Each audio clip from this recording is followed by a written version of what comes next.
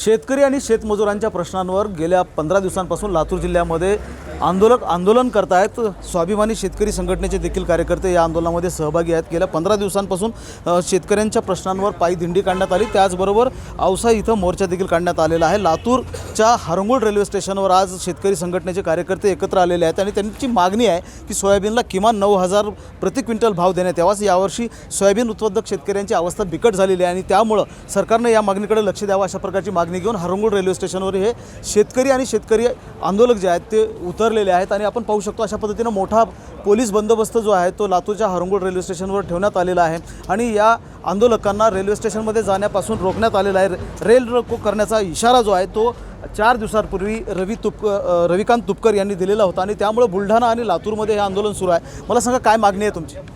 Sir, गेल्या 3 महिन्यापासून soybean कापसाच्या प्रश्नावरती महाराष्ट्रामध्ये उग्र अशा पद्धतीचं आंदोलन रविकांत तुपकर साहेबांच्या नेतृत्वाखाली करण्यात आलेलं आहे आणि नुकताच काल 15 तारखेला औशामध्ये महाआक्रोश मोर्चा काढला आणि या महाआक्रोश मोर्चाच्या निमित्तानं 18 तारखेपर्यंत जर आमच्या मागण्या नाही मंजूर केल्या तर 19 तारखेला महाराष्ट्रातील बुलढाणा आणि लातूरमध्ये रेल्वे स्टेशनवर रेल रोको करून दिल्ली मुंबईसारख्या ठिकाणी जाणाऱ्या रेल्वे अडवण्यात येतील अशा पद्धतीचा इशारा सन्माननीय रविकांत तुपकरांनी दिला होता। मात्र आमचीच पोलीस भावंड त्यांच्याकरवी ह्या निर्दयी सरकारनं काल रात्री रविकांत तुपकरांना अटक केली, जी की बेकायदेशीर अटक झालेली आहे आणि म्हणून त्याचा तीव्र निषेध आम्ही या ठिकाणी करतोय आणि आमच्या मागण्या जोपर्यंत मंजूर होत नाहीत तोपर्यंत सातत्यानं या महाराष्ट्रामध्ये अनेक पद्धतीचे आंदोलन अत्यंत उग्र अशा पद्धतीचे आम्ही करणार आहोत। मला सांगा, पीक विम्याची जी अग्रिम रक्कम आहे ती जाहीर करण्यात आलेली होती, ती मिळाली आहे का शेतकऱ्यांना आणि काय मागणी आहे? नाही मिळाली। सध्या देशाचे प्रधानमंत्री मोदी साहेबाच्या सरकारनं शेतकऱ्याचं उत्पादन दुप्पट करू म्हणून सोयाबीनला दुप्पट भाव देऊ अशा घोषणा करून पीक विमा 100% देऊ अशा घोषणा करून सत्तेवर आले। पण आज 10 वर्षात बघितलं आता तर सध्या असं आहे की केंद्र सरकारच्या धोरणामुळं शेतकऱ्याचा मसनवाटा झाला आहे। कांद्याला भाव नाही, सोयाबीनला भाव नाही, पीक विमा नाही। सरकारनं दुप्पट करायचं काय? शेतकऱ्याचा मालाचा भाव कमी दुप्पट तर केलाच नाही, फक्त सरकारनं एवढं केलं, पक्ष दुप्पट केले, एका पक्षाची 2-2 पक्ष।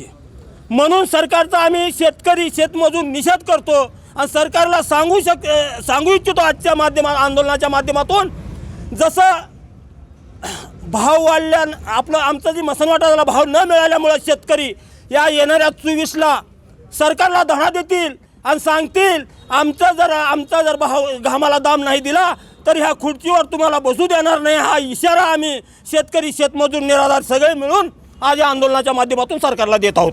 पण जर लक्षात घेतलं तर महाराष्ट्रातले शेतकरी हे बहुतांश सोयाबीन उत्पादक शेतकरी आहेत आणि या शेतकऱ्यांची भाव स्थिर असल्यामुळे किंवा भाव कमी झाल्यामुळे किंवा पडल्यामुळं बिकट अवस्था झालेली आहे आणि म्हणून हे आंदोलक रस्त्यावर उतरलेले आपल्याला पाहायला मिळतात रेल रोकोसाठी।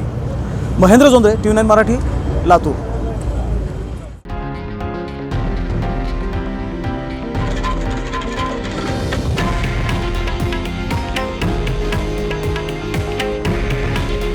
हे आहे देशातील नंबर 1 न्यूज नेटवर्क आणि आपण पाहत आहात TV9 मराठी। काळजी तुमची, हित महाराष्ट्राचं।